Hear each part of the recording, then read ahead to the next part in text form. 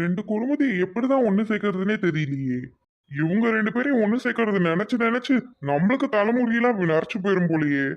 நம்ம இருக்க போறது இன்னும் எத்தனை காலத்துக்கோ. நான் இருக்கிறதுக்குள்ள இவங்க ரெண்டு பேரையும் சேர்த்து வச்ச மாதிரி பார்த்தா ரொம்ப சந்தோஷமா இருக்கும். ரெண்டு பேரும் என் பொண்டாட்டி வயிற்றுலதான் பிறந்தாங்களா என்னன்னு தெரியல. இப்படி எலியும் பூனையுமாலாம் அடிச்சுக்கிறாங்க. கடவுளே, இவங்க ரெண்டு பேரையும் சேர்த்து வைக்கிறதுக்கு ஏதாவது வழி சொல்லேன். நீ ஏதாவது ஹெல்ப் பண்ணா மட்டும்தான் முடியும். கடவுள் மனசு வச்சா அவங்க ரெண்டு பேரும் ஒண்ணு சேர்ந்துருப்பாங்க. சரி பாப்போம், இந்த ஒரு வாரத்துல ஏதாவது நடக்குதா இல்லையான்னு. யோ தாத்தா, என்ன நைட் பார்ட்டியா? டெரஸ் மேல உட்காந்து என்ஜாய் பண்ற போல சோலோவா? அப்படியெல்லாம் எதுவும் இல்லடா பேராண்டி. அந்த பழக்கத்தெல்லாம் விட்டு பல வருஷம் ஆச்சு. அப்படியா? பார்த்தா அப்படி ஒன்றும் தெரியலையே. என்ன பேரை வந்த உடனே எதையும் மறக்கிறியா என்ன? ஆட நீ வேற ஏன்டா, நான் இருக்கிற நிலைமையில வேற. சரி சரி. ஆனா அந்த மாதிரி பழக்கம்லாம் வச்சிருந்தானே இன்னையோட குழி தோண்டி புதைச்சிரு. அதெல்லாம் ரொம்ப கெட்ட பழக்கம், புரிஞ்சுதா? அட எனக்கு பழக்கமே இல்லைன்னு சொல்றேன், நீ அதை கெட்ட பழக்கம்னு வேற சொல்ற. போடா பேராண்டி, உனக்கு சும்மா எப்ப பார்த்தா விளையாட்டு தான். சரி, அதை விடு. என்ன மாடியில உட்காந்து தனியா ஏதோ ஃபீல் பண்ற மாதிரி தெரியுது. பாட்டி ஞாபகம் வந்துருச்சா? அவன் ஞாபகம் இன்னைக்குன்னு ஏதா வர்றதுக்கு? அவன் ஞாபகம் தான் டெய்லியும் வருதே. அதெல்லாம் ஒண்ணும் இல்லடா பேராண்டி. அப்புறம் ஏன் உன் மூஞ்சி இப்படி சொங்கி போயிருக்கு? பேரனை பார்த்த சந்தோஷத்துல மூஞ்சி 1000 வாட்ஸ் பல்ப் மாதிரி பிரகாசமா எரியும்னு பார்த்தா இப்படி 0 வாட்ஸ் மாதிரி சொங்கி போயிருக்கே. என்ன பேரனை பார்த்த சந்தோஷம் உனக்கு இல்லையா? அப்படிலாம் இல்லடா. என்னது அப்படிலாம் இல்லையா? அப்ப சரி போ, நாளைக்கே நான் ஊருக்கு கிளம்பி போறேன். டே பேராண்டி, நான் அதை சொல்லலடா. அப்ப என்னதான் ஆச்சு உனக்கு? ஏன் சோகமா இருக்க? எல்லாம் உன் அப்பனை நினைச்சும் உன் அத்தைய நினைச்சும் தான்டா. எங்க அப்பாவை நினைச்சு நீ ஏன் தாத்தா ஃபீல் பண்ணிக்கிட்டு இருக்க? என்னடா பண்றது பேராண்டி, எனக்கு இருக்கிறது ரெண்டு பசங்க. அவங்க ரெண்டு பேரும் இப்படி எலியும் பூனையுமா சண்டை போட்டுக்கிட்டா நான் எப்படி நிம்மதியா இருக்க முடியும் சொல்லு. இன்னும் நான் இருக்க போறதே கொஞ்ச காலத்துக்கு தான். அந்த கொஞ்ச காலத்துலயும் இவங்களை சந்தோஷமா பார்க்கலான்னு பார்த்தா முடிய மாட்டேங்குதே. என்ன கொஞ்ச காலத்துக்குன்ற? ஆ?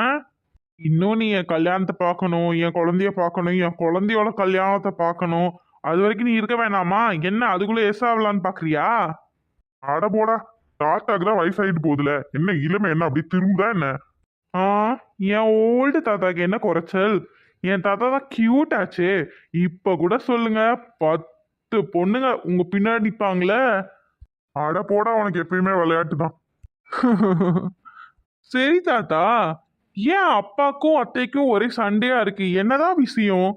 எங்க இருந்து முதல்ல இந்த சண்டை ஆரம்பிச்சது? அதுதான் இந்த சொத்துக்கு சண்டை ஆரம்பிச்சதுல பேராண்டி, அதுல இருந்து தான் சண்டை எழுதிட்டே போகுது. ஆனா அந்த சொத்து பிரச்சனைக்கு அப்புறம் 2 பேரும் சேர்ற மாதிரி தானே இருந்தாங்க. அப்புறமே ஏன் இவ்வளவு சண்டை?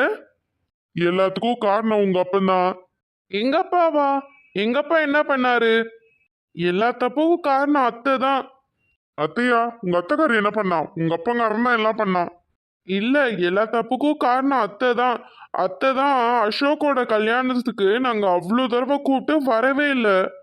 உன் அப்பங்காரன் எங்கடா அசோக் கல்யாணத்துக்கு உங்க அத்தையை கூப்பிட்டான்? எங்க அப்பா எங்க கூப்பிட்டாரா? எங்க அப்பா எவ்வளோ நாள் தெரியுமா கால் அடிச்சாரு? சொந்தக்காரங்க முன்னிலையில தான் கல்யாணம் நடக்கணும்னு நம்மளோட ஈகோவை விட்டுட்டு எங்க அப்பா கால் பண்ணாரு. அப்படியாடா? ஆமா, ஒரு டைம் வந்துட்டு இவன் அரவிந்த் தான் ஃபோன் எடுத்தான். ஃபோன் எடுத்து இந்த மாதிரி கல்யாணம் வச்சிருக்கோம் வந்துருங்க அப்படின்னு சொன்ன உடனே டப்புன்னு கட் பண்ணிட்டான். அடுத்து என் ஃபோன்ல அசோக் ஃபோன்லன்னு மாத்தி மாத்தி ஃபோன் அடிச்சு அவன் எல்லார் நம்பரையும் பிளாக் பண்ணி வச்சுட்டான் தெரியுமா? என்னது, நம்பரை பிளாக் பண்ணிட்டானா? ஆமா தாத்தா, நாங்க தெரிஞ்சவங்க கிட்ட எல்லாம் ஃபோன் வாங்கி கால் பண்ணி பார்த்தோம். அவன் புது நம்பர் வந்த உடனே எங்க குரலை கேட்ட உடனே கட் பண்ணிட்டான். அதனாலதான் எங்க அப்பா ரொம்ப கோபமாகி உன் அத்தைக்காரி தான் ஏதாவது சொல்லி வச்சிருப்பா அப்படி இப்படின்னு அவரு கோவத்துல டென்ஷன்ல கத்த ஆரம்பிச்சிட்டாரு. நீங்க என்னடானா எங்க அப்பா மேல தப்புன்னு சொல்றீங்க. அத்தை மேல தானே தப்பு. அத்தை தானே அரவிந்த நம்பர்லாம் பிளாக் பண்ண வச்சிருக்காங்க. என்னடா சொல்ற, நீ சொல்றதெல்லாம் உண்மையா? ஆமா தாத்தா. ஆனா ஏன் உன் அத்தைக்காரி போனே வரலன்னா சொல்லிட்டு இருந்தா? கல்யாணத்துக்கு ஒரு வார்த்தை கூட கூப்பிடலன்னா சொல்லிட்டு இருந்தா. அதனால தான் அவன் அவ்வளவு கோவமா இருந்தா உங்க அப்பா மேல. என்னது, எங்க அப்பா கூப்பிடலையா? அரவிந்த் கிட்ட கேளுங்க, நாங்க எவ்வளவு தடவை கால் பண்ணோம்னு சொல்லி. அவன் தான் எங்களை ஒரு ஆளாவே மதிக்கல. இத்தனைக்கும் எங்க அப்பா ஊர்ல வந்து பத்திரிக்கை வைக்கலான்னு இருந்தாரு. சரி, சண்டையா இருக்கோமே, கொஞ்சம் போன்ல சமாதானம் ஆயிட்டு வரலான்னு தான் போனே பண்ணாரு. ஆனா ஒரு தடவை கூட போன் எடுக்கவே இல்லை. இந்த அரவிந்த் பையன் தான் பிளாக் பண்ணி வச்சுட்டான். அதனாலதான் எங்க அப்பா நினைச்சாரு இன்னும் இவங்களுக்கு நம்ம மேல கோவம் போல, சரி அவங்க சண்டை போடணும்னு நினைக்கிறாங்க, நம்மளும் அப்படியே இருந்துக்கலாம்னு சொல்லி இருந்துக்கிட்டாரு. அடப்பாவி, இவ்வளவு நாள் இது தெரியாம போயிடுச்சே. நீங்க கால் பண்ண விஷயத்தை இந்த அரவிந்த் பையன் நம்ம கிட்ட சொல்லவே இல்ல. அது என்னன்னு நீங்களே கேட்டுக்கோங்க. அப்பா வரும்போதே சொல்லிதான் அமிச்சாரு, தேவையில்லாம எந்த பிரச்சனையும் செய்ய வேணாம், நம்ம போய் அங்க ஒரு வாரம் தான் இருக்க போறோம், ஒரு வாரம் இருக்கிற வரைக்கும் எந்த சண்டையும் சச்சரவும் போடாம அங்க போய் இருந்துட்டு ஃபங்க்ஷனை அழகா முடிச்சிட்டு வீட்டுக்கு வந்துடலாம் அப்படின்னு சொன்னாரு. எங்கேயோ தப்பு நடந்திருக்குன்னு நினைக்கிறேன்டா பேராண்டி. சரி பேராண்டி, எனக்கு நீ ஒரு உதவி பண்றியா? சொல்லுங்க தாத்தா. நம்ம ரெண்டு குடும்பமும் பழைய மாதிரி இருக்கணும்னு உனக்கு ஆசையா இல்லையா? ஏன் ஆசையா இல்ல, எனக்கு அத்தைய சின்ன வயசுல எவ்வளோ தெரியுமா பிடிக்கும், என்னை சின்ன வயசுல இருந்து ஊட்டி ஊட்டி வளர்த்ததே அவங்க தான். ஆனா இப்ப பாருங்க, ரொம்ப நாள் கழிச்சு அவங்கள பார்க்கலான்னு ஆசையா வந்தேன், என்கிட்ட மூஞ்சியை கொடுத்து கூட பேச மாட்டேங்கிறாங்க. பழைய மாதிரியே நம்ம ரெண்டு குடும்பமும் ஜாலியா இருந்தா எப்படி இருக்கும்ல தாத்தா, நீங்களும் ரொம்ப சந்தோஷமா இருப்பீங்க தானே? ஆமா பேராண்டி.